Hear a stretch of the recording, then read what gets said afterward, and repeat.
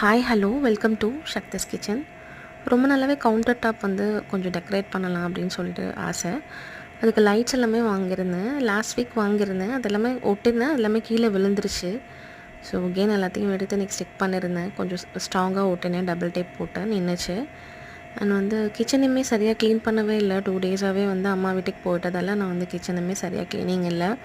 And வந்து ரொம்ப எண்ணெய் பிசுக்காக இருந்துச்சு. ஸோ அதையும் க்ளீன் பண்ணிடலாம் அப்படின்ட்டு க்ளீன் பண்ணிகிட்டு இருந்தேன். இந்த லைட்ஸ் லேம்ப் ரெண்டுமே வந்து ஃப்ளிப்கார்ட்டில் தான் வாங்கியிருந்தேன். ரொம்ப பட்ஜெட் ஃப்ரெண்ட்லி தான். எனக்கு ரொம்ப நாள் ஆசை இதெல்லாம் வாங்கி டெக்கரேட் பண்ணணும் அப்படின்ட்டு.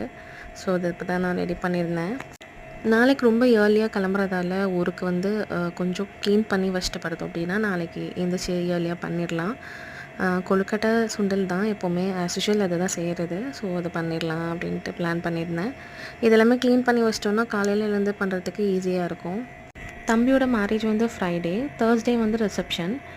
ஸோ பிள்ளையார் சதுர்த்திக்கு நம்ம சாமி கும்பிட்டே போயிடலாம் அப்படின்னு ஹஸ்பண்ட் சொல்லியிருந்தாங்க. ஸோ எல்லாம் கும்பிட்டுட்டு நம்ம கிளம்பிடலாம் அப்படின்னாங்க.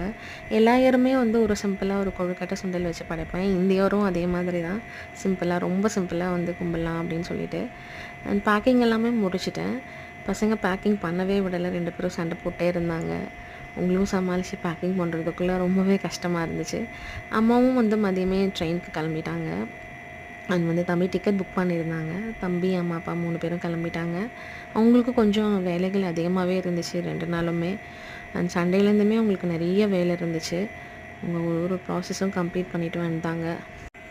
நாளைக்கு இன்னொரு மினி லாகோட உங்களை எல்லோரும் சந்திக்கிறேன். அது வரைக்கும் தேங்க்யூ ஸோ மச்.